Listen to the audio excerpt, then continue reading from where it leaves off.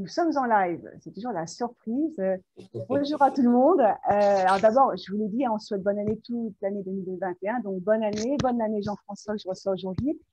Aujourd'hui, on va voyager. Alors on va voyager en Bretagne, mais pas que. On va aller en Guyane, on va aller à New York et dans d'autres pays du monde avec les deux livres de Jean-François. Le premier qui est de Quimper à Cayenne, les singuliers destins d'une Bretonne. Et vous allez voir, c'est effectivement non seulement celui d'une Bretonne, mais de cette Bretagne du 19e siècle qui est assez étonnante. Et je dois dire que je l'ai vraiment découverte en lisant ton livre, Jean-François.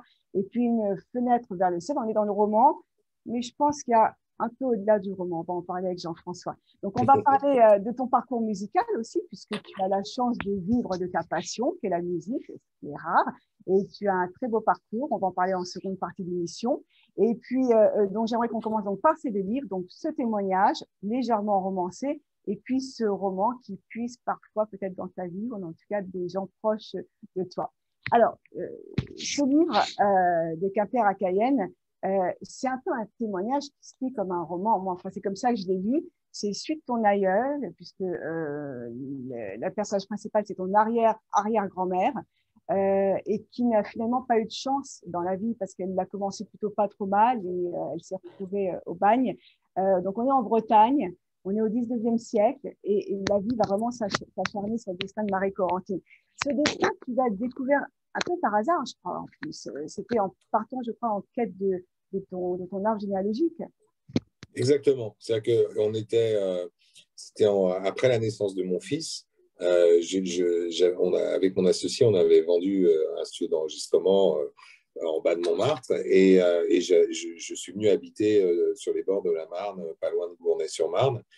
Et pour m'occuper, comme ça, je faisais des recherches généalogiques. Et un jour, je suis tombé sur un acte de mariage qui était l'acte de mariage de mon arrière-grand-père, Joseph, et qui indiquait que sa maman l'autorisait à se marier, mais qu'elle exerçait la profession de blanchisseuse à Saint-Laurent-du-Maroni, en Guyane française.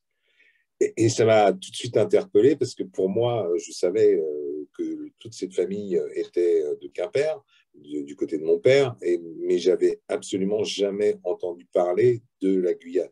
C'était même pas une histoire cachée, c'était une histoire totalement inconnue. Donc du coup, j'ai commencé à faire des vérifications parce que j'ai eu affaire aussi à des documents où il y avait des erreurs orthographiques. C'est-à-dire que Tifiou, c'est un nom qui est super simple à écrire, sauf que comme quand c'est toujours simple, on aime bien se compliquer l'existence. Et donc, j'ai eu droit à des Tifiou avec des PH, avec deux F, etc., etc. Donc, il a fallu vérifier tout ça. Il s'est avéré que Marie-Corentine Cariou, donc, qui est devenue après l'héroïne de mon livre, était effectivement mon arrière-grand-mère.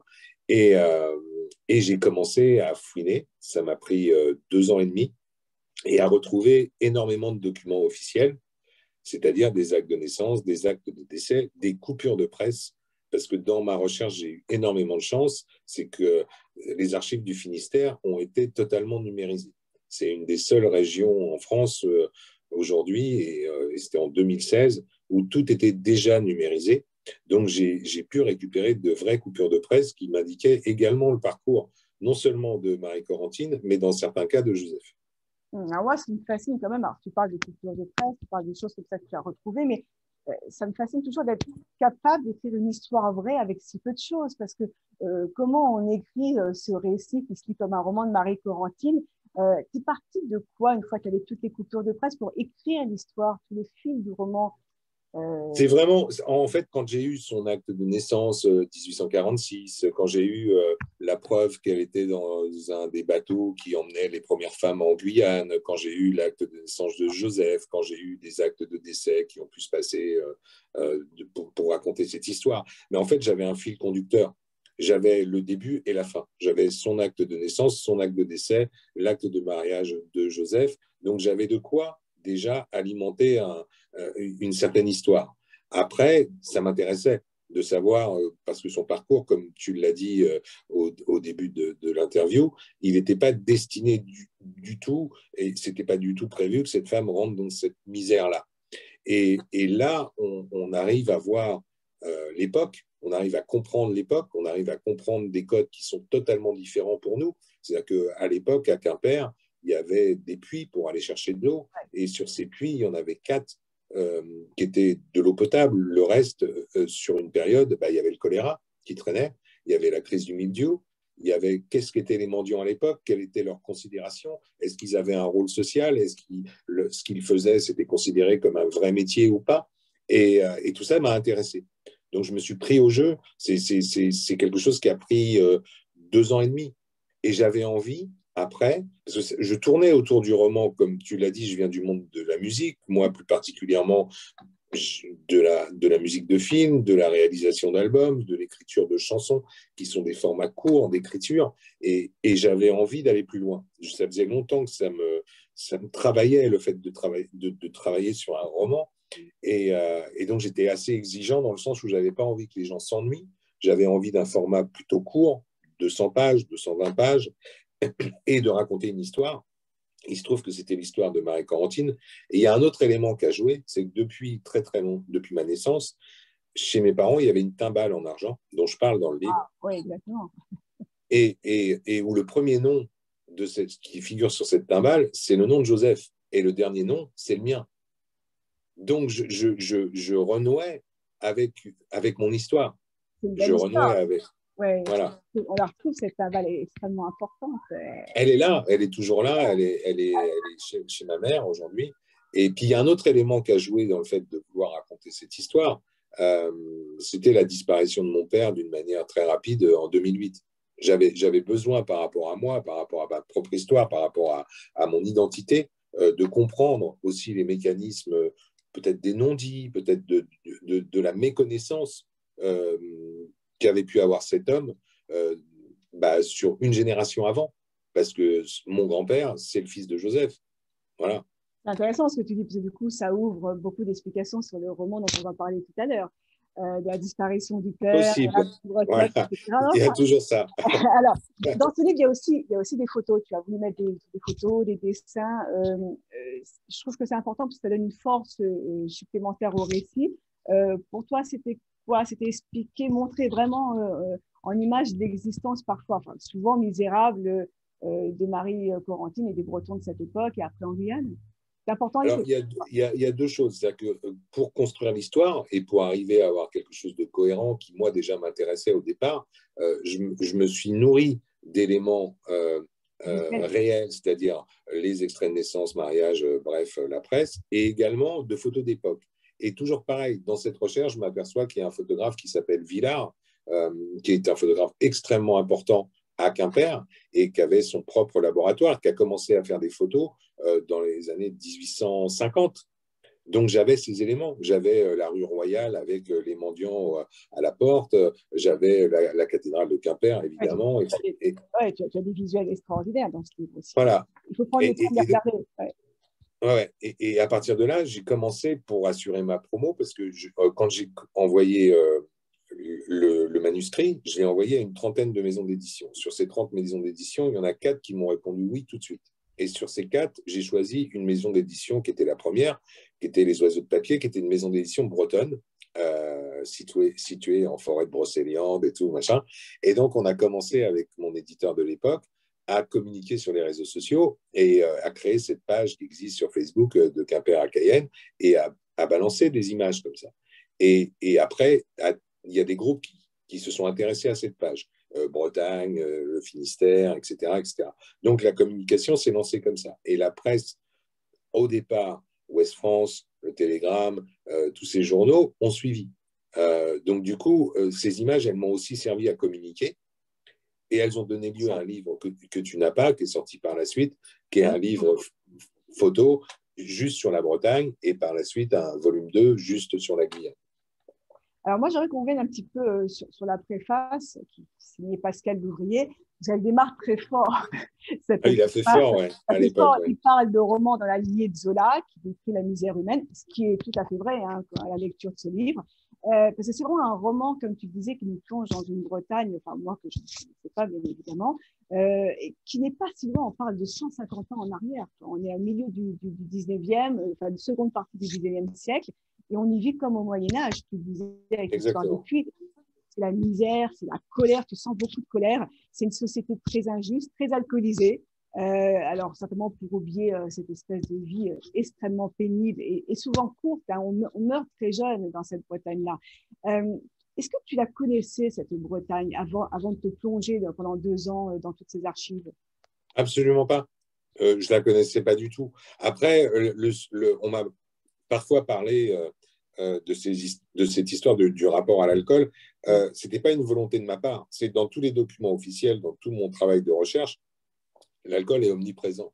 Et il ne faut pas oublier qu'en France, jusque dans les années 50, on proposait à l'école primaire aux enfants de boire de l'alcool. Oui. Donc, jusqu'en 1950, c'était quelque chose qui était réel. Alors, est-ce que forcément les lobbies de l'alcool en France avaient un rôle à jouer? Mais culturellement, c'était là, ça existait, c'était comme ça. Et il y a aussi pour revenir un petit peu à ce qui m'a aidé à construire ce livre, c'est que tous les personnages que je cite dans le livre, à part une ou deux personnes pour la liaison que j'ai créée moi, ce sont les vrais noms, ce sont les vraies personnes. La mère Scholastique, la bonne sœur qui fait partie des sœurs de Saint-Joseph de Cluny, elle a réellement existé, elle s'appelait réellement comme ça. Monsieur Olive, c'est le Monsieur Olive dont Déguenet parle dans Mémoire d'un paysan breton. Il était un peu plus vieux que Marie Corentine, mais c'est le vrai maire du village. Donc j'ai construit une histoire avec des éléments réels, c'est pour ça que c'est un roman historique, et dans lequel j'ai incorporé un personnage qui était Marie Corentine en imaginant, bien entendu, comment elle pouvait bouger, ce qu'elle pouvait vivre à partir de documents officiels. Mais j'avais des documents officiels qui tombaient tous les 3, 4, 5 ans. Donc, du coup, c'était plutôt facile d'imaginer l'histoire. Quand j'ai retrouvé des photos de la rue dans laquelle elle vivait à Quimper, c'est une photo de 1890, je crois, ou 1898. Donc, elle a quitté la Bretagne en 1988. Ça n'avait probablement pas beaucoup changé. Oui, d'ailleurs, pour revenir sur l'alcool, on dit dans le livre que si on apprend très jeune aux enfants à boire, parce que c'est un garçon, s'il ne boit pas, ce n'est pas un homme. C'est pas un homme. J'avais retrouvé, moi, d'ailleurs, pour une étude qu'en France, jusque dans les années 60 à peu près, c'était la première boisson, l'alcool. On buvait d'eau quand on était malade. Ouais. Mais c'est des réflexions que tu peux entendre régulièrement, même aujourd'hui, dans certaines campagnes. Hein. Peut-être moins maintenant, mais que moi, quand j'avais 20 ans ou 30 ans, il y avait une considération comme ça. J'ai vu ça, moi, dans les campagnes quand j'étais enfant. Hein. Ouais, puis moi, j'ai vu les premières dents un petit peu de Calva sur un petit coton à un bébé. Ça fait du bien. Moi, j'ai entendu, tu vois, ça. Ouais. Alors, donc, ce livre, c'est l'histoire d'une enfant. Donc, c'est Marie Corentine. Donc, c'est ton arrière-arrière-grand-mère, on en a dit. Et la mort rôde autour de Marie Corentine. On ne va pas rentrer dans les détails de l'histoire, on ne va rien dévoiler, mais on peut quand même dire qu'elle perd d'abord son père, puis son mari. Il en suivra d'autres, on ne va pas rentrer dedans. Et Pascal Louvrier dit que les pauvres n'ont aucun droit. Et cet enfant qui savait lire et écrire, ce qui était extrêmement rare, non seulement pour une femme, mais pour un breton de cette époque, elle savait parler français, parce qu'on nous dit qu'en Bretagne, à ce moment-là, on parlait très peu le français. Et donc, elle se retrouvait au bagne, en Guyane, parce qu'elle a juste volé quelque chose. Enfin, elle a volé pour survivre, d'abord pour nourrir son fils, après pour se nourrir elle-même. C'est vraiment, le bagne, t'as l'impression que c'est vraiment la mort à longue échéance, et c'est ce destin-là que tu racontes dans ce livre. Alors, je crois que tu as déjà quand même répondu en partie à la question, mais personne chez toi, dans la famille, ne connaissait Marie Corentine? Non, ouais. Absolument pas. Absolument pas. Le but d'envoyer ces femmes, parce qu'on envoyait déjà des dizaines de milliers de bagnards. Hein, depuis, c'est Napoléon III qui avait été très inspiré par ce qui se passait en Australie et au Canada avec les Anglo-Saxons, et il avait décidé, parce qu'il ne faut pas oublier qu'il y a eu l'abolition de l'esclavage en 1848, donc les bagnards, c'était une main-d'œuvre pas chère pour pouvoir notamment construire des villes à droite à gauche. Donc, il y avait 2 bagnes. Il y avait un bagne qui était plutôt politique, qui se trouvait en Nouvelle-Calédonie, dans lequel on a envoyé après la commune de Louise Michel. Et puis, il y avait un bagne qui avait plus un rôle de colonisation, qui était celui de la Guyane. La Guyane est un territoire très particulier, c'est l'Amazonie, hein, et il est très, très difficile de s'y installer. Donc, le fait d'envoyer ces 500 femmes, parce qu'en tout, elles ont été 500 à être envoyées, oui, c'était pas beaucoup. Ça avait un rôle en fait, l'État français aurait adoré que ces femmes forment des couples avec d'anciens bagnards ou des relégués en fin de peine. Et le but était celui-ci, c'est-à-dire qu'elles n'étaient pas dans le bagne à proprement dit, notamment à Saint-Laurent-du-Maroni, avec les hommes. Elles étaient dans ce qui est aujourd'hui le collège Téléboué, qui est un collège dans lequel je suis intervenu à Saint-Laurent-du-Maroni. Et sans le savoir d'ailleurs, ça c'est aussi le hasard de la vie, j'ai eu une intervention à faire et j'ai reconnu au travers des photos que c'était l'endroit dans lequel on Ah, mettait c'est ces fans. intéressant. Je pensais que tu avais été extrait là-bas. On en Ah, parle pas du tout. mais ça- J'étais invité au Salon du Livre par les gens de Promo Livre en Guyane qui sont absolument géniaux. Et j'avais eu une conférence au SIAP devant une centaine de personnes. Et le lendemain, je devais intervenir au collège Téléboué. Et en voyant le bâtiment, je me suis rendu compte que c'était justement le bâtiment que je connaissais au travers des photos. Et là, le principal de l'époque me dit, je ne dors jamais dans cet endroit, j'ai l'impression d'entendre des voix, c'est assez fou.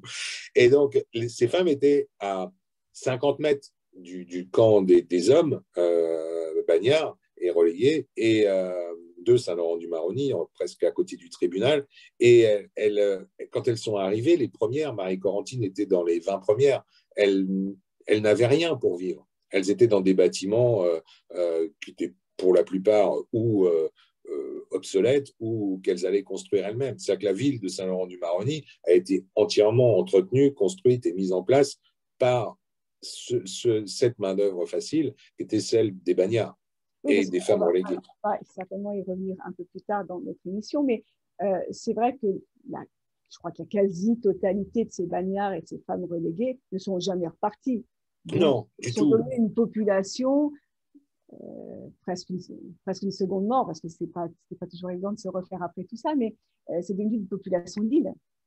Oui, tout à fait. Et en plus de ça, c'était un billet de retour, il n'y avait pas de billet aller. Quand l'État français a décidé de toutes les mettre en relégation individuelle, c'est-à-dire qu'en quelque sorte leur donner une certaine liberté, c'était une fausse bonne nouvelle pour elles, parce que tant qu'elles étaient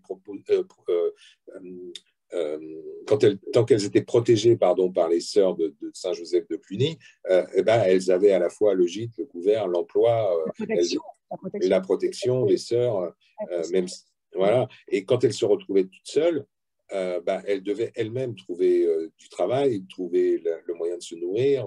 Aujourd'hui, quand on se promène dans Saint-Laurent, il y a encore ces petites pièces dans des maisons en bois qui sont historiques, dans lesquelles étaient ces relégués hommes ou femmes devenus relégués individuels. Donc c'est très, très particulier. La durée de vie de ces femmes au bagne, enfin à la relégation, était de 6 ans. Et là aussi, ce qui a donné matière à créer ce roman historique, c'est que Marie-Corentine, elle a vécu 16 ans sur cette période. C'est quoi qui t'a bouleversé quand tu as commencé à fouiller un peu toute cette histoire de Marie-Corentine, ces femmes, ce bagne c'est parce que tu as été bouleversé que tu as envie de l'écrire, de le partager, de le faire savoir? Ouais, j'avais envie de ça. Déjà, c'était un geste personnel. C'était aussi une volonté. Pour moi, j'avais une histoire. Je voulais la raconter. Et puis après, on rentre dans quelque chose qui va être peut-être un peu plus mystique. C'était Mitterrand qui disait « Je crois à la force de l'esprit ». J'avais l'impression aussi qu'il fallait que je le fasse. J'avais l'impression que c'était quelque chose qui allait m'aider à aller plus loin dans ma vie. Et c'est vrai que il y avait peu de documents, il y avait peu de livres sur les femmes bagnardes. Il y a la dernière des relégués de Picasso, qui est un bouquin pas forcément bien fait, ça ne regarde que moi, mais je le pense. Et puis, il y avait Albert Londres qui avait rencontré les dernières des bagnardes vivantes dans les années, fin des années 20. Donc, à partir de là, il n'y avait pas beaucoup d'éléments. Je veux dire, mon livre est peut-être le troisième à pouvoir parler de ça, quoi. Donc, ouais, c'était intéressant pour moi d'aller au bout du truc, quoi. Voilà. Ouais, et c'est vrai d'ailleurs, je parlais avec une auteure québécoise hier qui va intervenir plus tard et qui est en train de se pencher sur la question aussi, tu vois. Donc, même de très loin, c'est un sujet qui est intéressant. Alors, je termine avec la préface qui était quand même assez choc. L'auteur de la préface, il met en parallèle la société d'hier et la société actuelle. Il parle des descendants, mais il parle également des partis politiques actuels qui sont pas toujours soucieux, encore aujourd'hui, de défendre les plus démunis. Est-ce que Est-ce que c'est ton sentiment aussi? Parce que je trouve que dans tes deux livres, il y a un petit peu de politique sociétale. En tout cas, on parle de l'humain. Il y a des petits ressentiments, on fait émerger des choses, des petits combats. D'ailleurs, je crois que les amis, tu l'as écrit au moment de la percée des Gilets jaunes, et je crois que ça se sent un peu. C'est quoi, c'est ton sentiment aussi que les plus démunis, même si la société a largement changé, sont toujours laissés un peu à la traîne? Ouais, et puis il y a aussi un autre truc, on est dans une société de l'apparence aujourd'hui et des réseaux sociaux, c'est-à-dire qu'on s'aperçoit, toi, moi, on va maîtriser Excel ou Word, on va pouvoir se servir d'un ordinateur et pouvoir maîtriser les logiciels qui sont dessus. Aujourd'hui, les jeunes de 16 à 18 ans, ils sont très, très doués sur tout ce qui va être les applications, mais à la limite, ils vont être complètement nuls pour certains sur les ordinateurs et pour beaucoup. Donc, on est ou pouvoir écrire une lettre sur un traitement de texte ou utiliser un traitement de texte, ça va être très, très compliqué. Par contre, TikTok, ça fonctionne du feu de Dieu. Après, pour l'aspect social des choses, il n'y a plus de classe ouvrière. On est dans une société de l'apparence où on fait croire aux gens, même si la moyenne des revenus en France, notamment, n'est pas forcément très élevée au niveau d'un salaire net, on leur fait tous croire qu'ils font partie de la classe moyenne ou de la petite bourgeoisie, alors que ce n'est pas vrai. Et les gens ne s'intéressent plus aux élections et au vote pour une raison très simple, c'est que depuis quelques années, si on regarde le deuxième tour de l'élection présidentielle, il est complètement spolié en France. C'est-à-dire que d'un côté, on a les 18-20% de Marine Le Pen et de l'autre côté, on a celui qui a réussi à émerger. Voilà. Donc c'est gagné tout le temps. Mitterrand aussi avait inventé ça, Chirac s'en est inspiré et ça a continué sur cette lignée-là. Donc oui, il y a forcément un aspect social. Il y a forcément quelque chose qui me travaille par rapport à ça parce que j'estime que moi, j'ai eu beaucoup de chance. J'estime que, comme tu le disais, je vis de mes passions, pas uniquement d'une passion, mais de mes passions. Et mes passions, elles sont aujourd'hui diverses et variées. Et j'ai réussi à en tirer quelque chose. Donc, au travers de Marie Corentine, c'était peut-être le début d'une aventure où j'avais envie de temps en temps d'en mettre une petite. J'en mets une autre sur une fenêtre vers le ciel où je dis que ce petit président m'emmerde et je le trouve petit dans sa façon de bouger. Alors, on va revenir. On a fini avec la préface, mais pas avec le sujet. On va en reparler justement dans le second livre. Moi, j'aimerais revenir aussi sur. Parce que Marie Corentine, elle a de la chance parce qu'elle a juste un toit sur la tête, un toit qui ressemble à rien. Il y a les poules qui vivent avec elle, c'est hyper insalubre, il n'y a rien. Et est-ce que. Alors, je suis passée à Quimper plusieurs fois dans ma vie, mais je n'ai pas eu ce regard-là. Est-ce qu'à Quimper, il y a des choses qui témoignent de ce passé? Est-ce qu'on a cherché à le garder, le préserver, des maisons anciennes, la vie au 19e siècle, ou est-ce qu'on a fait un grand ménage? Non, il y a de tout. À Quimper, il y a à la fois l'énorme cinéma avec sa patronne qui est absolument adorable et avec laquelle on a eu un projet longtemps avec Jacques Bernard, le patron de Produits en Bretagne. Il y a Jean-Michel chez Ravi qui a une librairie extraordinaire et dans un local et un bâtiment récent. Il y a la cathédrale de Quimper et tout ce qui est les rues aux alentours qui n'ont pas forcément beaucoup bougé. Mais il ne faut pas oublier que c'est une ville qui est une ville bourgeoise à la base. C'est la ville notamment de la famille Bolloré. Donc c'est une ville qui est bien ancrée sur ses bases, qui n'a pas été comme Brest, qui est à une demi-heure ou trois quarts d'heure de route, complètement détruite. Donc à Quimper, voilà, il y a une enclave bourgeoise qui est très très présente, où franchement, passé 21h, on se fait un peu chier, quoi. Pardon. En ce moment, ça tombe bien. Voilà. Et le couvre-feu existait déjà avant. Alors, il n'y a pas qu'à Quimper, je te rassure, pour avoir tourné pas mal en France. Alors, dans les livres, on apprend donc que le sous-préfet encourage à un moment les Bretons à parler français. Il y a vraiment tout ce qui est... Oui, parce que la langue bretonne était considérée comme la langue de ce que disait le pouvoir parisien, c'était la langue des oies et des cochons. Et il y avait cette volonté de réunifier tout le territoire et d'unifier tout le territoire, parce qu'il ne faut pas oublier qu'à l'époque, la France n'était pas celle d'aujourd'hui, et ce qui a servi d'unité et de développement par rapport à la langue française, c'est justement l'école. C'est justement le fait de mettre en place cette école qu'arrive dans les premières années de Marie Corentine. Oui. Elle a 6-7 ans, je crois. Et alors, pour reprendre ce que dit le préfet, je trouve ça intéressant, il dit que Quimper, en tout cas, c'est une contrée à part qui n'est pas totalement la France. Et ça m'a fait un peu penser à ce sentiment de fierté bretonne, je veux dire, qu'on retrouve partout, notamment ici, les Bretons à New York, les Bretons aux États-Unis. Il y a une fierté bretonne, moi, que je trouve extraordinaire. Hein. Mais toi, tu ressens justement que ces Bretons ont cette espèce. Enfin, d'ailleurs, la langue bretonne revient. Hein, il y a plein de Bretons qui cherchent à l'entretenir, à la développer. Je crois même qu'il y a des nouveaux journaux. Tu sens, toi, que cette appartenance bretonne, elle est extrêmement forte chez la plupart de ceux que tu rencontres. Et d'ailleurs, ce qui est intéressant, c'est que toi qui es à Paris, tu n'es pas un Breton de Bretagne, tu ressens ça quand tu croises un Breton à Paris? Oui, oui, et puis c'est vrai que ça m'a beaucoup aidé au moment de la sortie du livre. C'est-à-dire que ce livre je ne sais plus exactement, parce qu'il est sorti il y a 4-5 ans maintenant, de Quimper-Aquitaine, mais j'ai eu 400-600 points de vente sur toute la Bretagne, que ce soit France 3 Bretagne, Ouest France, le Télégramme, enfin tout ce qui existe en Bretagne a bougé autour de ce bouquin, m'a donné une visibilité que je n'aurais pas eue sur un autre territoire.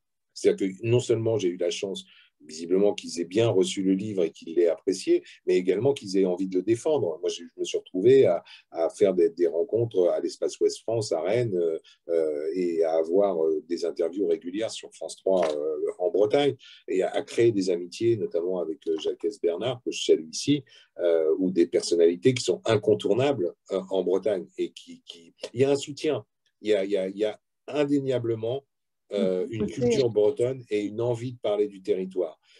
Ça, c'est certain. C'est une certitude. Mais bon, on la retrouve ici. Hein. Donc, les Bretons. C'est partout. C'est absolument partout. Je ne sais plus qui a dit qu'on était une mafia, mais c'est pas loin d'être faux. Oser, mais c'est pas loin des fois. Moi, je trouve ça génial. Donc, c'est extrêmement important, surtout, voilà, surtout pour nous qui sommes expatriés, de plonger régulièrement dans nos racines et d'en être fiers. Alors, ce qui frappe dans ton récit de Marie Corentine, c'est effectivement son destin.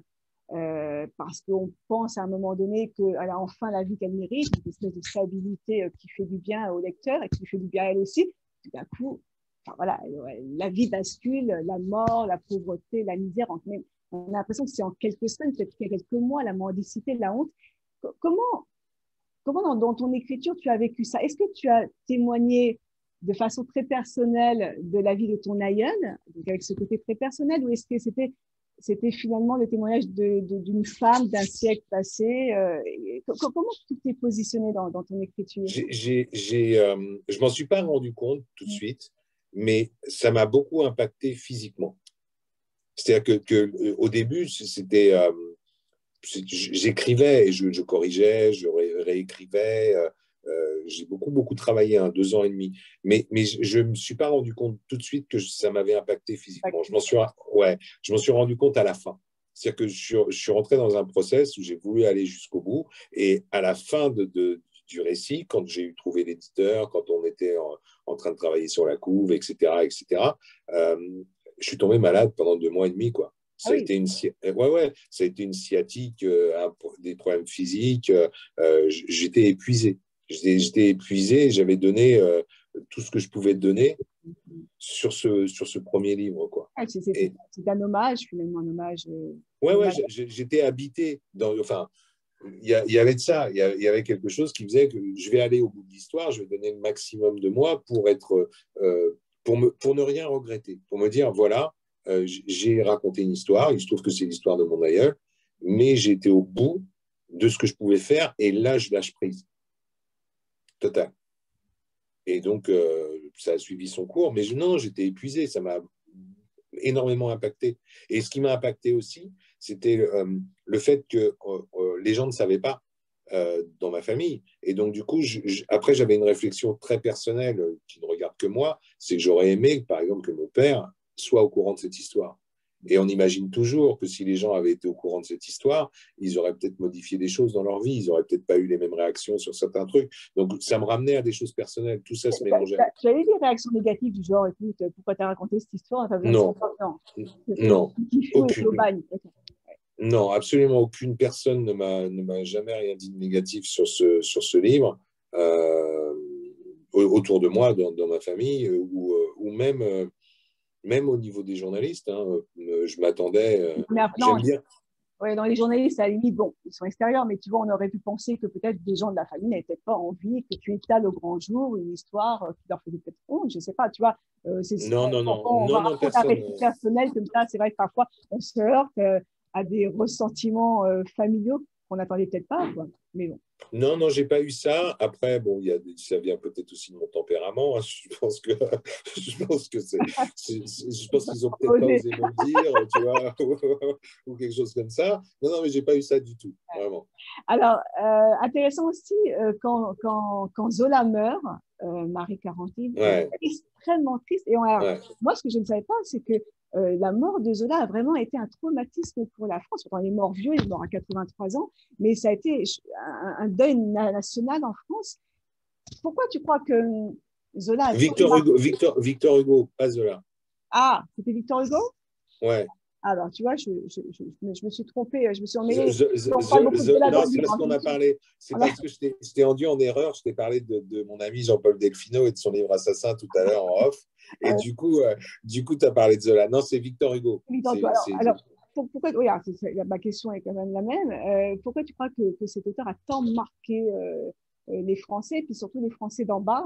Est-ce qu'ils sont Parce que Victor Hugo a été un des premiers. On parle beaucoup, nous, aujourd'hui, de gens comme Gambetta et tout ça. Et Gambetta n'était pas forcément, notamment par rapport à certaines décisions qui ont été prises au niveau des bagnes, hein, n'était pas forcément hyper clean. Alors que Victor Hugo a eu une vraie réflexion par rapport aux classes populaires, par rapport à ce qui pouvait se passer, par rapport à la façon dont on pouvait bouger autrement dans la société. Donc, il était plus proche du peuple. Et Victor Hugo, à sa mort, il y avait 2 millions de personnes dans les rues. Il y a une photo d'ailleurs que j'ai mis dans le bouquin que j'ai retrouvé de ses obsèques. C'était l'époque. À l'époque, on avait Victor Hugo avec 1 ou 2 millions de personnes dans les rues, et une décennie, 100 ans plus tard, on avait Johnny Hallyday avec quelques Français dans les rues. S'il faut se poser les bonnes questions à un moment donné. peut-être que les Français sont moins concernés? Peut-être, je ne sais pas. Peut-être il est vieux finalement, malgré le fait que le français bougonne beaucoup, peut-être que finalement il vit pas si mal que ça. Allez savoir, mon bon monsieur. Donc Marie Carantine est envoyée au bagne, elle ne méritait pas. Alors non seulement elle ne méritait pas pour ce qu'elle avait fait, mais surtout elle a été un peu condamnée un peu injustement par un juge qui avait envie de faire un petit exemple avec Marie Corentine. Combien de temps on a envoyé ces femmes parce qu'il n'y a eu que 500 femmes, c'était quoi? C'était une période très très courte. Ouais, ouais. Il y a eu les premières qui ont été envoyées, elles ont été envoyées à la fin des années 1850. C'était des Martiniquaises révoltées, et c'est quelque chose qui n'a pas duré très très longtemps. Et en 1885, l'État français, sous l'impulsion de gens comme Gambetta notamment, décide de renvoyer à la relégation, ce qu'on appelait la relégation, des hommes et des femmes. Et le premier bateau avec les femmes part en 1887. Marie Corentine, elle fait partie du 2e convoi en octobre 1888. Alors, c'est terrible, tu parles de bateau, c'est terrible ce qui se passe sur le bateau. On entasse 80 hommes dans une salle. Les femmes ne peuvent même pas s'allonger tellement il n'y a pas de place. Il n'y a rien. Ouais. Et on les engraisse avant. C'est-à-dire qu'à Saint-Martin, sur l'île de Ré, on les engraisse pour qu'ils puissent supporter le voyage.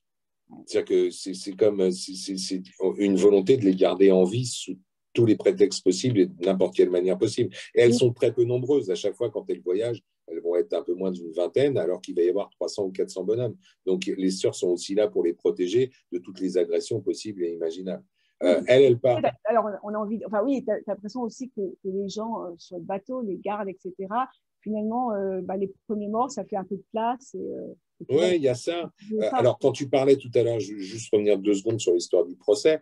Ce qui était pour moi également extrêmement important, c'est quand je parle de sa condamnation à 3 mois et 1 jour, c'est les 1 jour qui sont importants. C'est-à-dire que si elle avait eu 3 mois de prison, d'après la loi, elle restait au bagne de Brest. Le fait d'avoir 3 mois et 1 jour la condamnait définitivement à la relégation.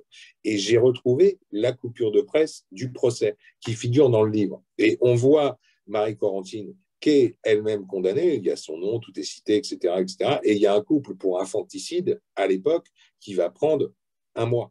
Waouh. Donc tout est fait pour les envoyer là-bas. Tout est fait pour qu'elles fondent des familles avec d'anciens bannières en fin de tête. Tu dis quand même que comme elle était mère, elle avait un enfant, elle n'aurait pas dû partir. Elle n'aurait jamais dû aller là-bas. Elle n'aurait jamais dû partir là-bas et on l'envoie quand même. Et après, on l'envoie quand même alors qu'en 1887, quand elle est condamnée, elle a quand même 41 ans. C'est une petite nana. Ouais, elle fait 1,60 m, elle a déjà pas mal vécu, quoi. Donc tout est incompréhensible dans cette condamnation. Oui, et puis alors, on le sait, hein, mais ça reste toujours incompréhensible, c'est le traitement sur le bateau, parce que après les surfs, ça va être différent, mais sur le bateau, hein, c'est traitement inhumain. Je veux dire, on a presque l'impression que la misère rend l'homme mauvais, quoi. C'est ça. Les gardiens sont des tortionnaires, enfin, voilà, et sur le bagne aussi. Alors, on parle moins du bagne des hommes, etc., mais ce que tu racontes, ce qui se passe dans le bagne, c'est terrifiant, quoi. C'est vraiment. Oui, mais tu as tout dit avec cette phrase, la misère rend l'homme mauvais. C'est-à-dire que l'instruction, la culture nous élève.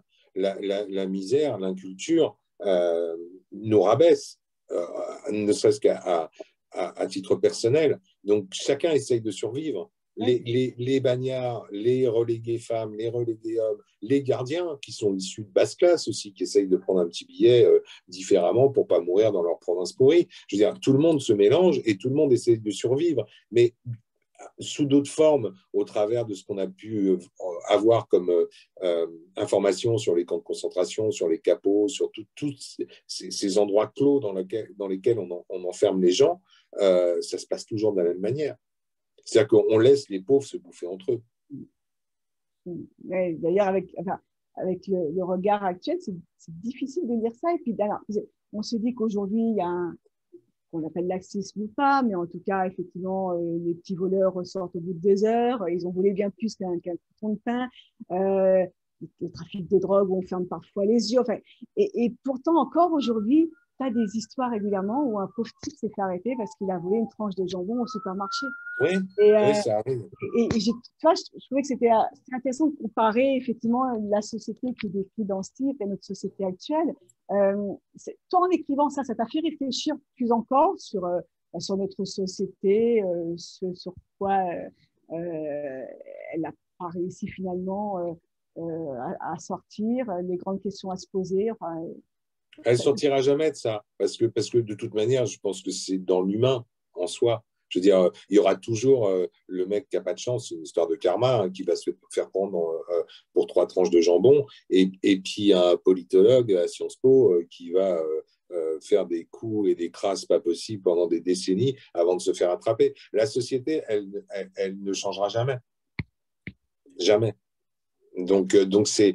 Mais la réflexion, elle a été approfondie pour moi. C'est-à-dire que c'était dans quelle direction j'ai envie d'aller.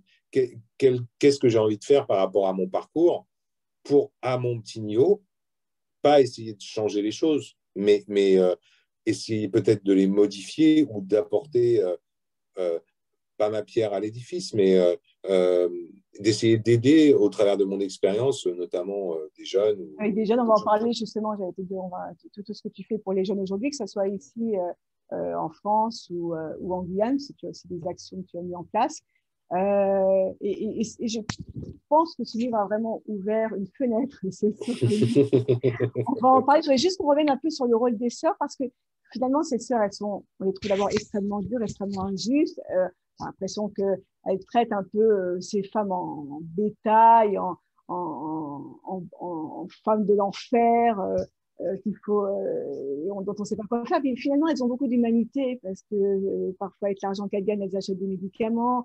Elles les protègent, ces femmes, des violences extérieures, des hommes. Moi, je n'ai pas à la lecture, je me suis dit, mais qu'est-ce qu'elles sont venues faire dans cet enfer, ces bonnes sœurs? Parce qu'elles vivent d'enfer quand même, elles aussi différemment. Alors, elles étaient déjà présentes, c'est-à-dire qu'elles avaient déjà une présence dans une ville à côté de Saint-Laurent-du-Maroni qui est Mana. Et la responsable de toutes ces sœurs est à l'origine de l'abolition de l'esclavage en France auprès de Louis-Philippe, je crois. Et donc, du coup, en 1848. Donc, moi, je les ai rencontrées aujourd'hui. C'est-à-dire que je suis allé à Mana et j'ai rencontré les sœurs de Mana, et c'est des femmes absolument exceptionnelles. Donc, c'est un ordre, c'est l'ordre de Saint-Joseph de Cluny, avec beaucoup d'empathie et qui a un pouvoir éducatif extrêmement important. C'est-à-dire que ce soit en Guyane où il y a ce collège à Mana qui vient d'être construit, ou que ce soit pas très loin de chez moi, à Lagny-sur-Marne, où il y a également un collège aujourd'hui avec les sœurs de Saint-Joseph de Cluny. Donc, c'était dans l'ordre des choses. Elles faisaient leur travail avec leur dogme, avec leur façon de bouger, avec leur sévérité, leur dureté parfois, mais elles n'avaient pas non plus affaire à des femmes qui étaient simples à gérer. Il faut savoir qu'à l'époque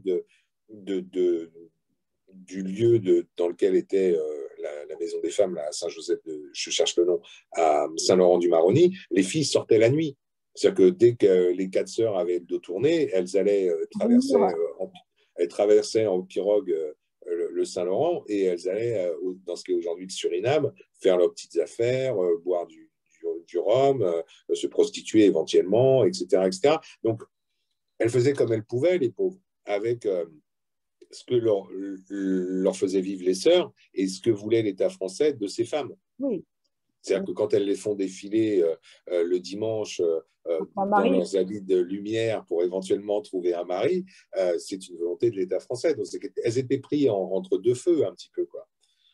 Alors, il y a quelque chose aussi que j'ai trouvé extrêmement intéressant dans ce livre, c'est tu as fait quelques pages sur l'affaire Dreyfus, des pages que je ne connaissais pas, parce que c'est le capitaine Dreyfus au bagne. Mais qu'est-ce qu'on lui a fait subir? Moi, C'était atroce. Je veux dire, moi, je connais l'affaire Dreyfus comme tout à chacun, mais voir ce que cet homme a subi pendant ces quelques années et comment il en est. Je me demande comment tu sors tout ça, comment tu sors, certainement.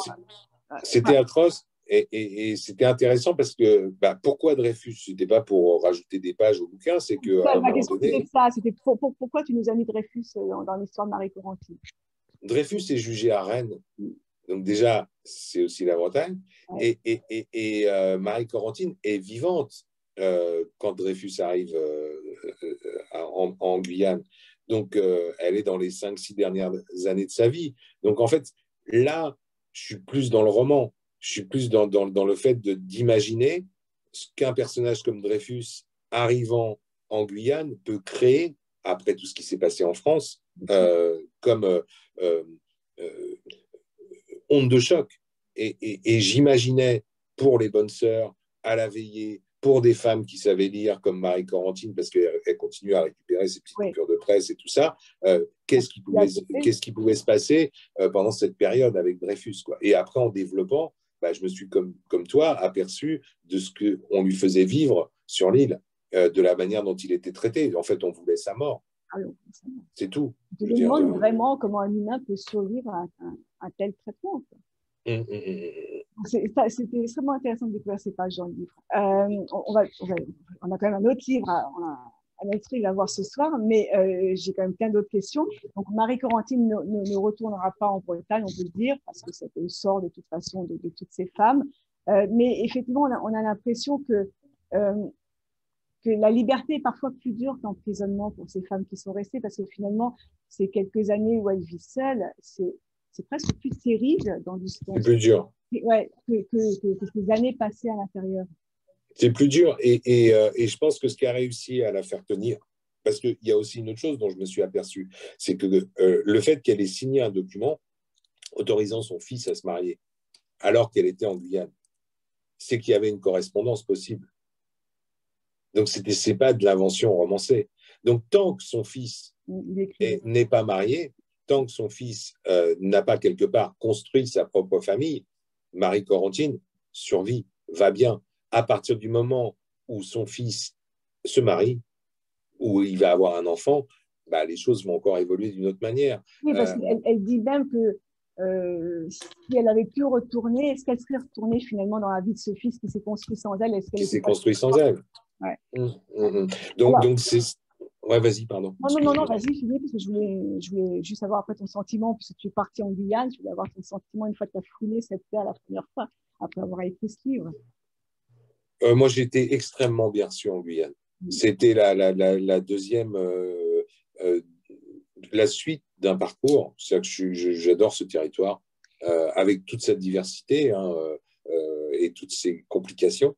Mais j'ai été extrêmement bien reçu en Guyane, notamment par Promo Livre, Jessica Lobelt, que je voudrais citer ici, et des gens qui ont bien reçu mon livre également. Parce que ce n'est pas évident quand on est sur un territoire aussi complexe que la Guyane. Tout à l'heure, tu parlais de ma famille. Est-ce qu'ils avaient eu quelque chose à dire? Est-ce qu'ils avaient dit quelque chose par rapport à cette histoire? Non. Mais en Guyane, on m'a posé la question. On m'a dit, est-ce que les gens en Guyane ont été dérangés par ce livre? Pardon. Et ben non. C'est-à-dire que ça aurait pu, mais j'ai pas porté de jugement. Voilà, j'ai pas porté de jugement là-dessus. Et j'ai été extrêmement surpris de l'accueil. Vraiment. Alors, on va terminer. Donc, je rappelle, de Quimper à Guyane, le singulier destin d'une Bretonne, donc, qui est en vente sur Rencontre des auteurs francophones. On est ravis de l'avoir. Donc, livrable sur tout le territoire américain. Et on passe très, très vite donc, au deuxième livre, au roman, cette fois-ci, Une fenêtre vers le ciel. On change d'ambiance complètement là, puisqu'on est vraiment complètement dans la fiction, enfin, je crois.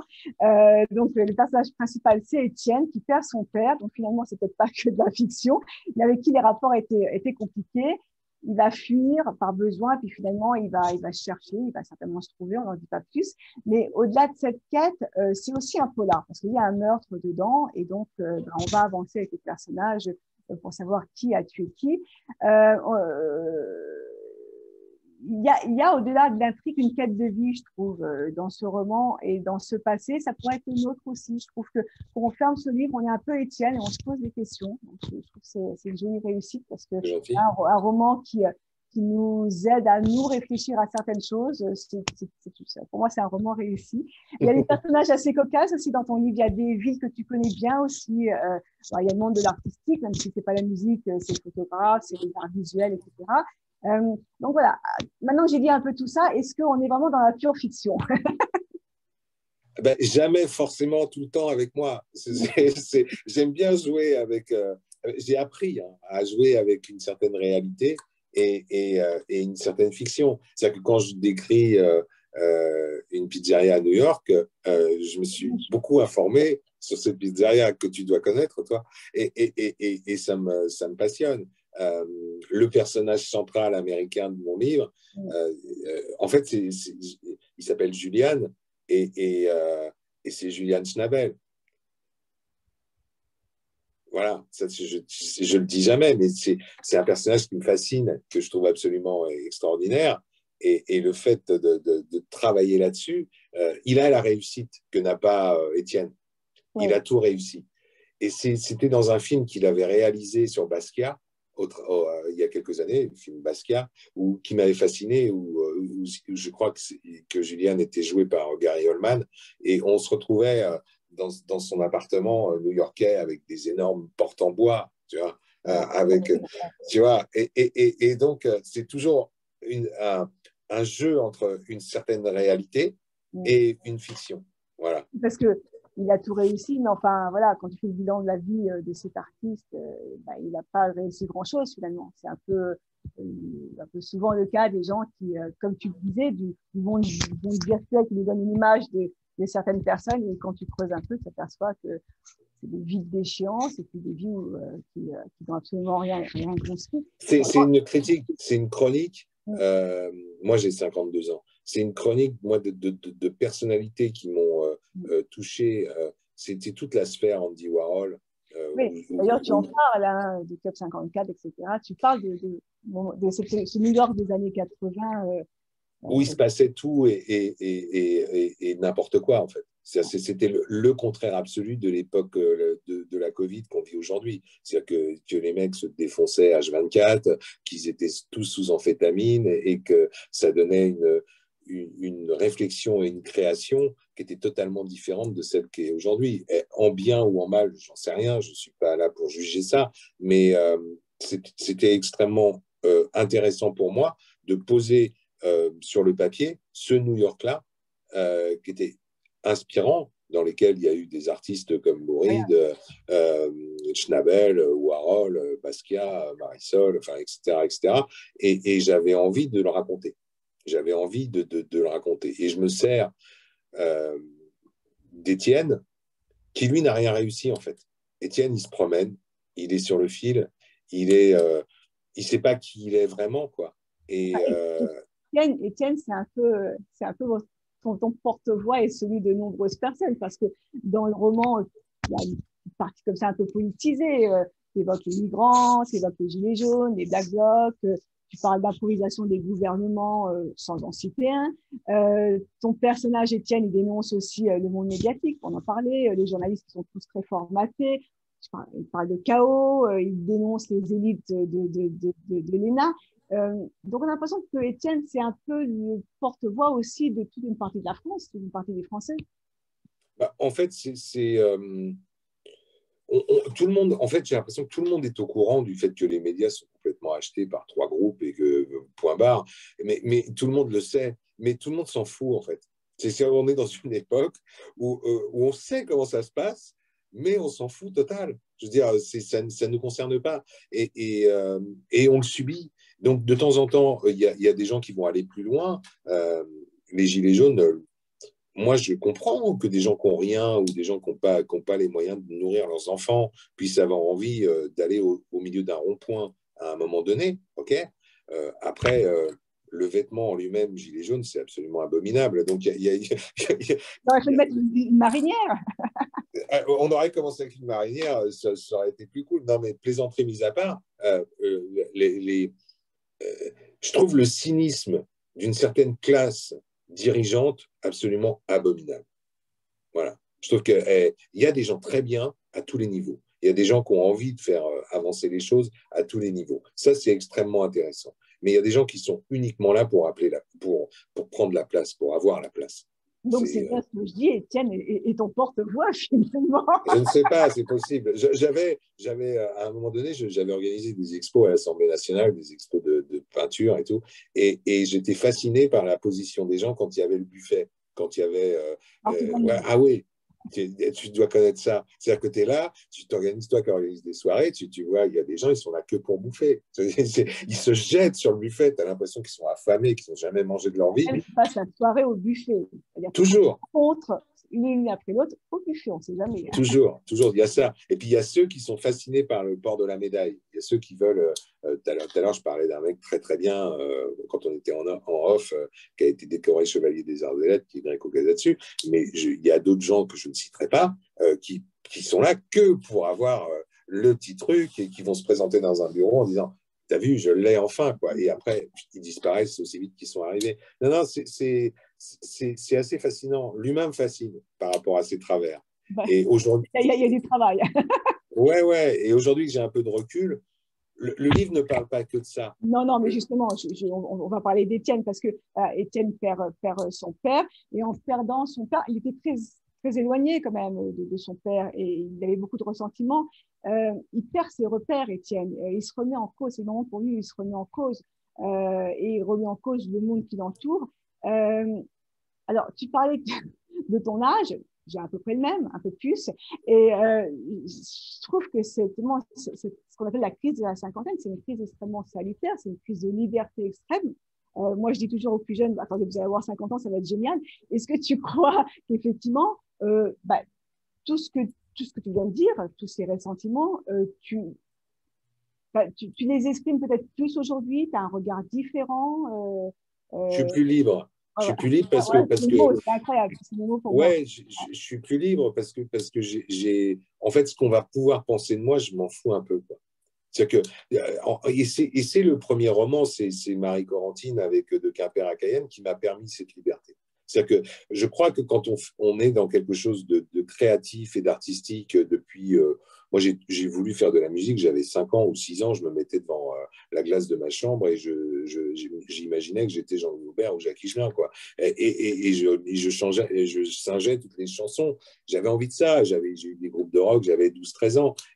Mais il y a un vécu. Après, je suis devenu plus un homme de l'ombre. J'ai travaillé dans les studios, j'ai travaillé plus en arrière-plan. Mais quand tu as une réussite, parce que Marie Corentine et De Quimper à Cayenne, c'est une réussite, et que tu es fier de ce que tu as fait, tu as un lâcher-prise qui est différent. C'est-à-dire que tu as fait ton truc. Les gens, ils le reçoivent. Je sais que le premier roman, il va rester. Donc, j'ai réussi quelque chose. Donc, après, je suis plus libre sur une fenêtre vers le ciel. J'étais plus libre et j'ai pas, pour moi, été encore au bout du truc. Je pense que le prochain va être pire. Je l'attends. Va être vraiment pire parce que je vais encore me lâcher un peu plus. Celui-là, je l'ai fait tranquille. Vraiment, enfin, il y a quand même pas mal de messages. Hein. Ouais, ouais. Alors, ce qui fait tenir Étienne aussi, c'est que Étienne est quand même seul. Il a quelques repères humains. Il a cette femme qu'il aime pas, qui est dans sa vie, qui n'est pas dans sa vie. Il a Julian, justement, cette espèce d'ami américain complètement barré. Est-ce qu'on en croise est-ce qu'on en croise beaucoup? Est-ce que toi, tu as croisé beaucoup d'Étienne comme ça?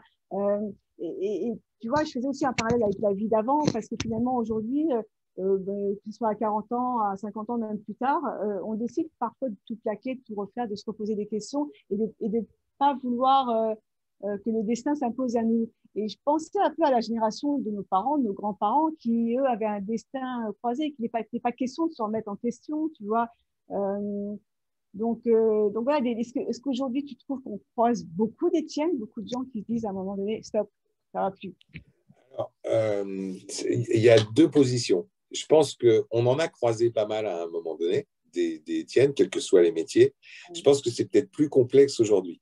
Enfin, aujourd'hui, carrément, parce qu'on n'a pas le droit de sortir de chez nous, donc c'est extrêmement complexe de changer de vie après 18 heures. Mais au-delà même de la plaisanterie, oui, j'en croise, j'en ai croisé des Juliane ou des Étienne dans ma vie, et pour moi, ça a été c'était des sujets d'études, en fait. Est-ce que... Encore Juliane, bon, c'est des personnages comme de New York des années 80, ouais, des personnages qui sont barrés depuis leur tendre enfance et finalement qui vivent comme ça. Mais moi, je trouve que ce sont des Étienne qui se remettent en cause et qui sont capables de faire une croix sur leur vie, sur leurs 40 ans, 50 ans de vie, de se dire non, merde, j'ai qu'une vie, j'ai pas envie qu'elle se termine comme elle a commencé. Et, souvent, c'est des actes de force. C'est-à-dire, ça peut être une séparation, ça peut être un décès. Là, en l'occurrence, c'est celui de son père que j'imagine avec un rapport humain qui était complètement défavorable à leur relation. Là, on est dans la fiction. Dans le cadre de la manière dont le père d'Étienne disparaît, on est dans une réalité que j'ai connue. Voilà. À partir de là, c'est normal de se remettre en question. Il y a une logique là-dessus, où on peut finir toute sa vie sous Xanax, ou alors on a ce côté survivant un petit peu, où on se dit, je vais me remettre en question. Non, c'est pas fini. On a encore le sens du combat. Et ça, c'est intéressant. En fait, quelque part, Étienne, il glande un peu à Paris. Il a ses petites habitudes, il fait pas grand-chose. On lui propose de venir vivre à New York. On lui propose de s'installer dans une espèce de vie qu'il ne connaît pas et qu'il va découvrir un petit peu. Il n'a rien à perdre. Non, mais c'est aussi un peu une fuite. C'est totalement une fuite. C'est totalement une fuite jusqu'au bout, d'ailleurs. Parce qu'à la fin, il quitte un petit peu, pas la société, mais le monde pour vivre un peu d'une autre manière. Mais ouais, c'est une fuite, ouais, totalement. D'ailleurs, dans ton livre, il y a une phrase qui est importante, je trouve, qui est, en plus, je trouve que quand tu bourlingues un peu, c'est une phrase qui résonne plus en toi, qui est profite, on n'a qu'une vie. T'en fais quoi, toi, de ce bon conseil, Jean-François? Moi, je profite à mort. Moi, chaque jour, je me demande quelle connerie je vais inventer. Ah, c'est bien. J'aime bien ça. Chaque jour, je me dis, tiens, quelle connerie je vais pouvoir inventer. Dans la mesure où je ne nuis à personne, je ne m'interdis rien. Voilà. Je ne nuis à personne. Moi, on devrait tous suivre. mais c'est tout. Et j'essaye au maximum de ne pas me prendre au sérieux. Je trouve que c'est extrêmement important aussi de ne rien s'interdire et de se dire, tiens, j'ai réussi. Un jour, je réussis un truc de ouf avec l'Union des compositeurs de musique de film. On en a réussi quelques coups géniaux, dont Ennio Morricone chez lui, à Rome, avec Vincent Perrault, où on est reçu et on fait une interview de 40 minutes qu'on a filmée, qu'on n'a jamais diffusée encore aujourd'hui, hein, avec le maestro chez lui, où je me dis un autre jour, bah, tiens, on va faire une masterclass avec David Cronenberg et Howard Shore à Paris, à la SACEM. Mais ce genre de truc, c'est ce qui me fait vivre, en fait. C'est de ne rien m'interdire et de me dire c'est possible. Et quelle connerie je vais encore inventer. Et à partir du moment où on me dit c'est pas possible, je trouve ça encore plus génial, j'ai encore plus envie d'y aller, quoi. Alors, on ne va pas pouvoir du tout parler de tout ce, tout ce dont je voulais parler. Il y a quand même une chose intéressante, c'est qu'il y a vraiment des ponts, il y a vraiment des ponts entre les deux livres. D'abord, il y a la Guyane, puisque Étienne va partir à Cayenne. Et puis, alors, on retrouve donc la Guyane d'avant et la Guyane d'aujourd'hui. Par exemple, tu parles du quartier chinois, donc on voit que le quartier chinois il est extrêmement vif. Enfin, voilà, c'est le quartier qui vit. Et puis, un siècle plus tard, c'est la désolation. Donc, c'est intéressant de lire les deux romans et dans cet ordre-là. Et puis ton personnage, Étienne, il va se rendre à Saint-Laurent du Maroni, où se passe justement l'histoire de Marie-Corentine. Il va au couvent d'ailleurs. Et puis c'est là qu'on découvre que le couvent est un lycée. Donc voilà, donc je pense que c'est très important de lire les deux livres.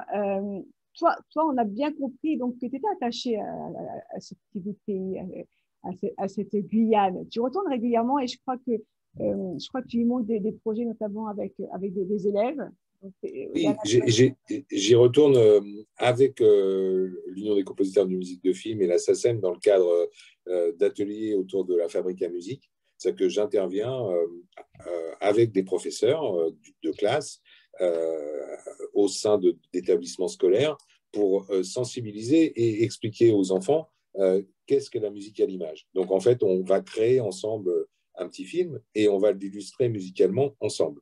Et en général, comme je vais y rester une dizaine de jours et je travaille tous les jours avec les collégiens. Et quand je rentre ici, je vais monter le film et on va monter la musique. Et je le fais depuis 3 ans. Donc, je suis intervenu au Collège Téléboué à Saint-Laurent-du-Maroni la première année. L'année dernière, à Saint-Georges-de-Yapoc, avec mon amie Monique Richard, au Collège Constant-Clore. Et là, je suis au Collège Auguste Dédé à Cayenne avec Edith et on va commencer dans pas longtemps. Dès que tu pourras. Ouais, non, mais on va commencer en Zoom parce que c'est pas possible en physique, mais on va quand même le faire en Zoom. On va pas abandonner le projet pour autant. Et j'irai présenter le film dès que je le pourrai. Ouais. Alors, ce voyage, il est salutaire hein, pour Étienne d'aller en Guyane. Il ressent une certaine pureté, un apaisement. Est-ce que pour toi, comme ça, partir au bout du monde, c'est aussi une façon parfois de remédier aux problèmes quotidiens qui nous étouffent? Est-ce que toi, tu as été un Étienne une fois dans ta vie et tu as eu besoin de partir au bout du monde pour échapper à quelque chose ou... Échapper, non. J'ai toujours eu envie de découvrir le monde. C'est-à-dire que c'est quelque chose, moi j'ai une grande fille qui a 23 ans aujourd'hui, et quand elle a eu son bac, j'avais envie, et on en avait parlé, elle avait envie d'être trilingue. Et du coup, je me souviendrai toujours de cette phrase, elle me dit, papa, j'ai trouvé un truc de fille au père à Londres, etc., etc. Et je dis, non mais Londres, c'est trop près, tu vas être ici tous les week-ends. Donc en fait, je l'incitais à partir le plus loin possible. Voilà. Et au final, elle s'est retrouvée à partir 1 an en Australie, en Nouvelle-Zélande et à Bali, je crois. Voilà. Et en Australie, elle était à Alice Springs, au milieu du désert. Quand tu connais un petit peu l'Australie, Alice Springs, il n'y a rien du tout. Et je veux dire, la première ville, elle est à 1000 km. Il y a des enfants qui suivent des cours en Zoom. Et je trouvais ça génial parce que moi, je n'avais pas eu la chance de vivre ça. J'ai jamais vécu le voyage comme Étienne, en fait. Moi, à 18 ans, je suis parti. J'ai pris.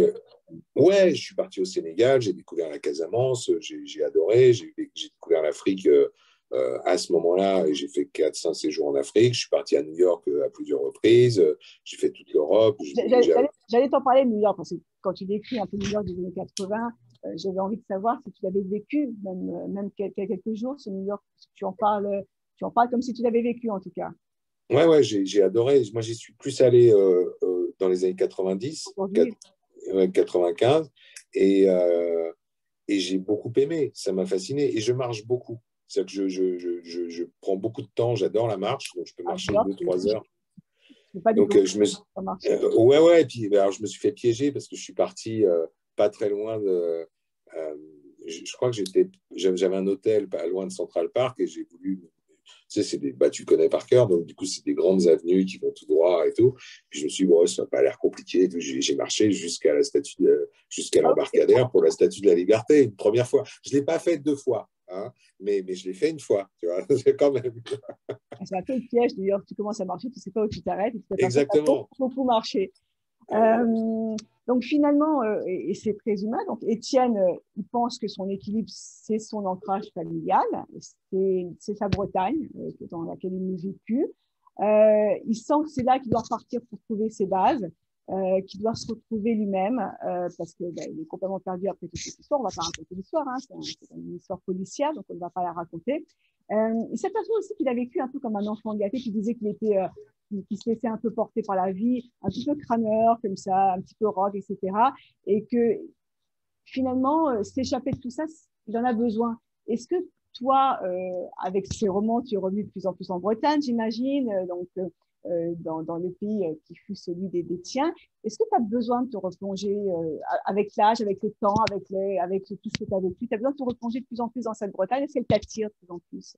Ouais, elle m'attire. Et le côté avoir des repères. Il y a quelque chose qu'on comprend aussi parce que les Bretons ont beaucoup bougé au début du XXe, ne serait-ce que pour pouvoir se nourrir. Les bonnes Bretonnes arrivaient à la gare Montparnasse et faisaient le ménage parce qu'il y avait une misère sociale absolument terrible dans la région. Le fait de rechercher ses racines, d'avoir ce repère était extrêmement important pour moi.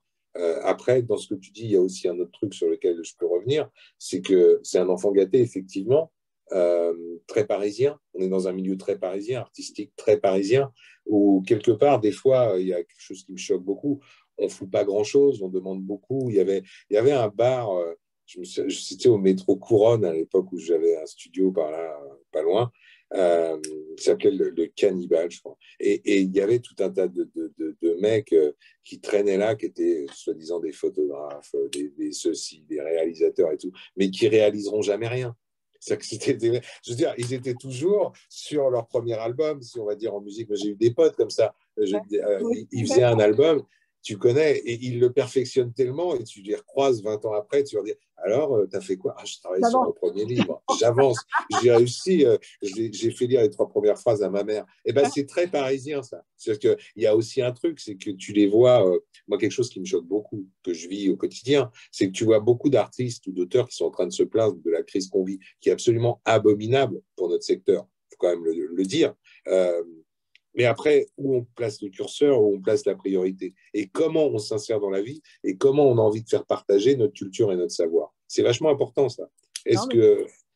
Est-ce qu'on est conscient que, oui, c'est triste, c'est très compliqué, les cinémas, les trucs, les machins, les salles de spectacle, tout est fermé, ok, il n'y a pas de souci, d'accord. Mais qu'est-ce qu'on fait?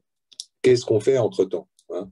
Écoute, les gens comme moi qui sont dans l'événement, ils ont tout arrêté du jour au lendemain et tout le reste, voilà, et on est obligé d'avoir une certaine résilience, de se remettre en cause, même si c'est temporaire. Mais voilà, comme tu dis, on ne peut pas se laisser abattre la chape de plomb et puis gueuler. Mais ça, c'est très français quand même. Tu vois, moi qui vis entre les 2 continents, c'est quand même pas la même réaction ici que dans la résilience. Tu te lèves les manches et puis bon, il faut que je paye mes factures. De toute façon, ici, tu n'as pas le choix.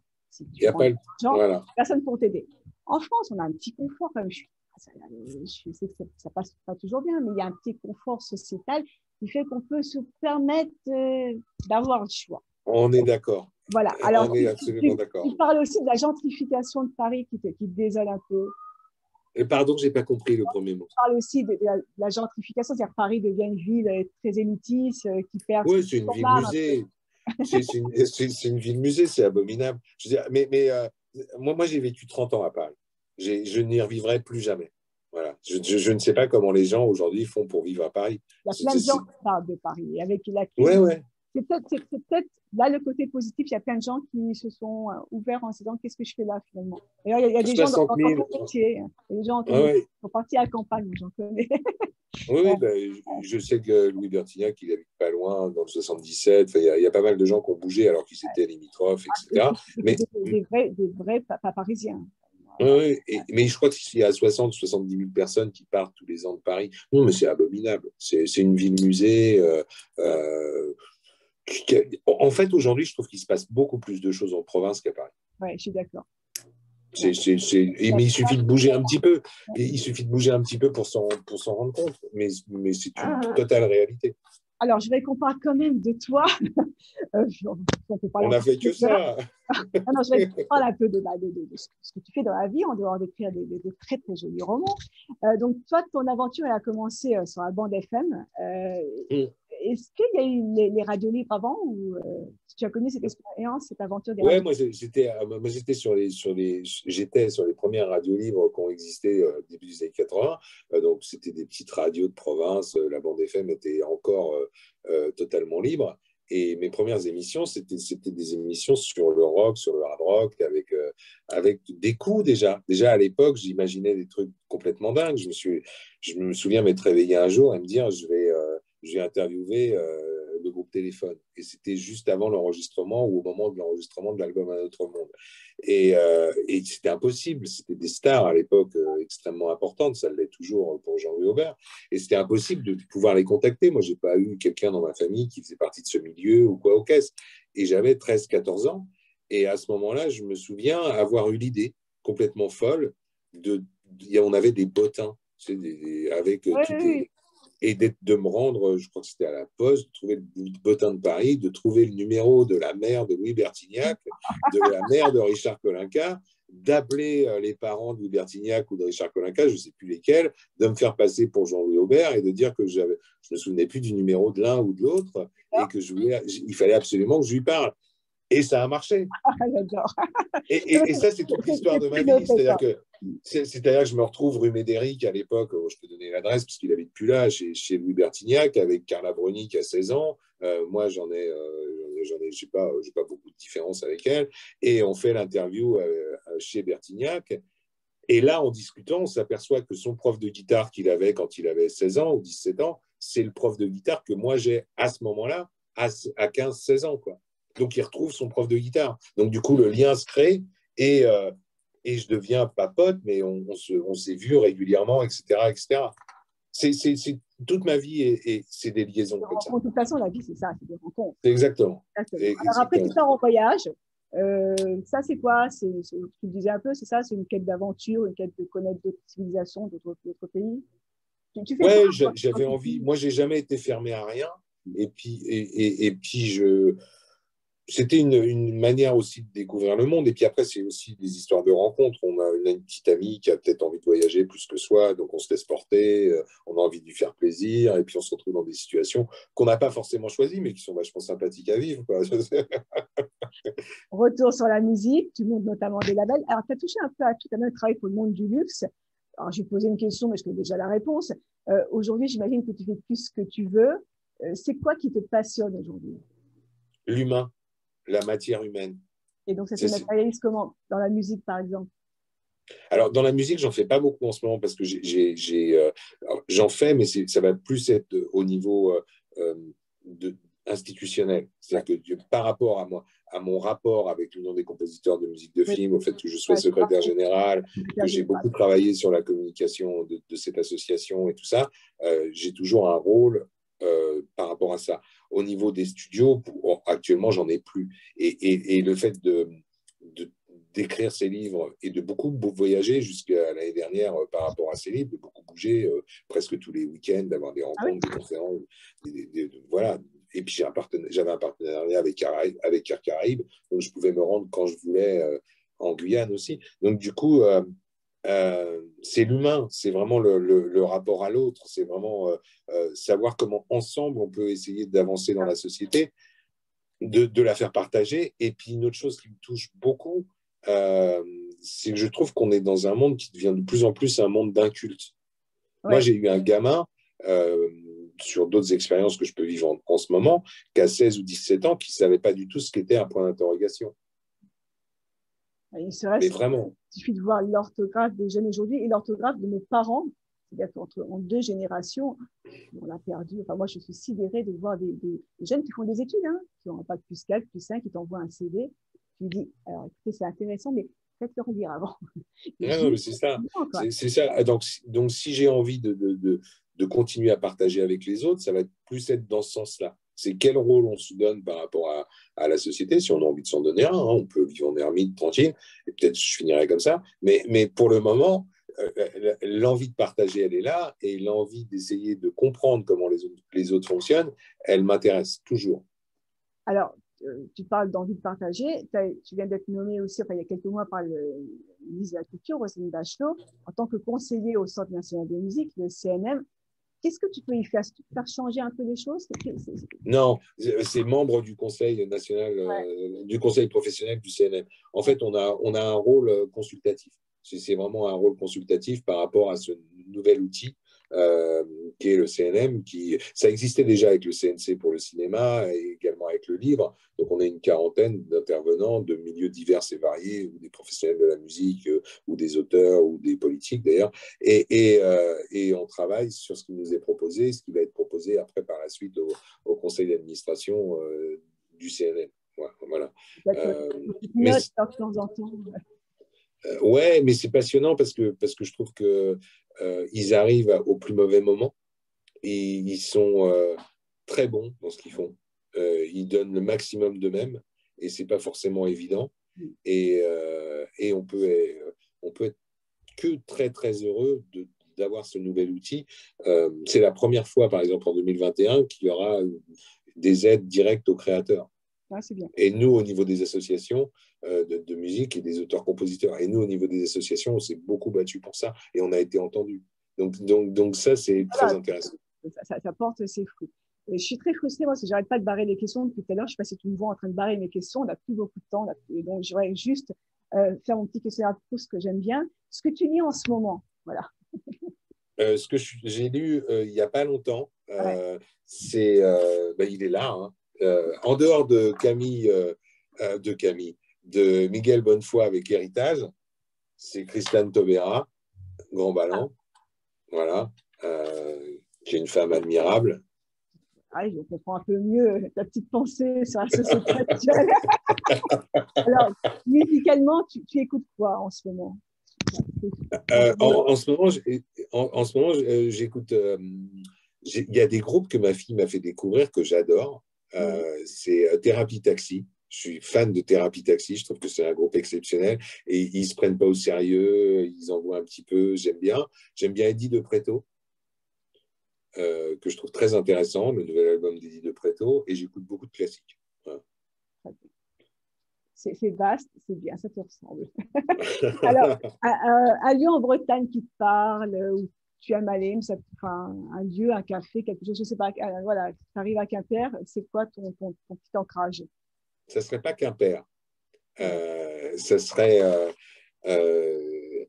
Alors, je me souviens plus du nom, je suis très très mauvais pour. J'aime bien Becherel, j'aime bien la cité du livre de Becherel dans lequel j'ai eu la chance d'intervenir. Et je trouve que les gens qui s'occupent du livre à Becherel sont des gens formidables. J'aime bien le centre-ville de Rennes et il y a un torréfacteur dans le centre-ville de Rennes, là, juste avant de monter sur la Grande Place, qui est exceptionnel. Je vous le conseille, il ne doit pas y avoir 10 000 torréfacteurs à Rennes.